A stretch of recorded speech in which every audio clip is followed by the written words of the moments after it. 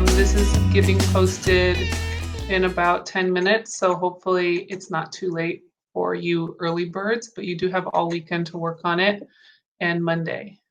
So really quickly, these are the slides. So make sure that you've done the biomorphic design worksheet from last week. I love hearing your thoughts about the videos and seeing your ideas.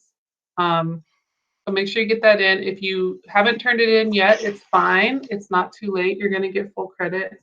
But it is going to help you understand what's going on with this project. So you want to do that. Okay. We're going to go over the project guide today, and then you're going to turn in the design plan on this classroom assignment. Okay. So this is the project guide. Looks like this. So yeah, you basically are making something wearable. So that can be a glove, it can be a dress, it can be a hat, it could be a mask, glasses, whatever, something that you can wear. And it needs to be inspired by something in nature. So like a biological structure, features of a plant, animal species, or even a phenomenon in nature like waves or wind. That could be really interesting, okay? And you're going to be making it out of materials you have around your house. So you're definitely not going to be given materials by me, like specialized materials, and I do not want you to buy anything. You want to use things that are easily accessible and basically no cost. So plastic, packaging, cardboard, paper, just stuff that you normally would identify as waste. Okay, so that's the other side of this challenge, is like figuring out the materials and creating really high level craftsmanship out of those materials, and then coming up with your idea. All right. So a lot of you came up with some really great ideas in the worksheet, and so that's why you want to do that first. Okay. So here are the steps. This is the process. You definitely want to follow this process. So you're going to start developing your design. And again, you need to be creative with your use of materials and kind of looking around you. So I put some tutorials here. Sometimes it's not just about finding material and just using it as it is. Sometimes it's about making material out of material. So plastic bag fusion is basically ironing plastic bags together to make a really dirty fabric, and you can bake plastic to make it really shiny and durable. And you can also make paper out of paper. Those are just 3 basic ways you can make material out of material. So just be open to that. So then you're going to create your design on this template, and it's attached to this classroom post. Then after you turn that in, you're basically making your design, you're doing your work. And I suggest that this project should take no less than 5 hours, okay? If you are spending less than 5 hours, it's going to be evident in the quality of your work. So I have come up with my design. I know what I'm going to do. I'm going to start making it today, and I'm going to basically document the process like you guys are. And I will share it with you as I go. I'm going to try to speed up the process a little just so you have the exemplar before you get really into yours. But yeah, I intend to take no less than 5 hours on it. Okay, and you do want to avoid like decorating your work with paint or marker or glitter or anything like that. You really want to make your work clear in how you use the materials themselves and your craftsmanship. So like your cuts, and if you're sewing, like your sewing skills or your gluing skills or your folding skills. Okay, you don't want to just rely on a bunch of color. That's not what I'm looking for. Okay.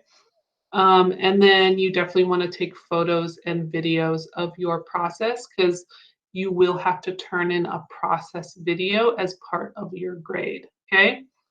So you are going to end up turning in, again, a photo or a GIF if you want to be creative. A photo or a GIF of your completed design with you wearing it. And if you don't want to show your face, that's totally fine. You don't have to. And then you're also going to turn in a 2 to 4 minute process video of your work.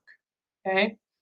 Below the checklist, there's a bunch of resources for you. I would spend some time looking at these. They're really inspiring, and it will give you a lot of neat ideas of how to use products and materials. And then I'm going to post some more templates, but there's just 2 templates right now. There's a template for a glove if you wanted to make a glove, and a video of how to make a simple skirt template, so you can use that. But I'm going to insert some more. Okay, so that is the project guide. When you do the design plan looks like this. This is my example. So yours will be blank. You want to talk about your inspiration. For me, I use the news story about the jellyfish you may have seen appearing in Venice. That was really interesting to see that, and I included just a little excerpt from Wikipedia about that species of jellyfish. And I don't know, it's just really inspiring to me. They any sort of floating species has always been inspiring to me, and I just really like the symbolism of that jellyfish going through that canal during this time. The wearable I'm going to make is basically like a dress, like a put over your head dress. It may be shorter than in the picture. It might be more of just a top. I don't know. I just have this vision in my head of kind of a dress shape. And then the materials I'm going to use are plastic bags, X-Acto knife, and hard plastic to make the structure. Okay.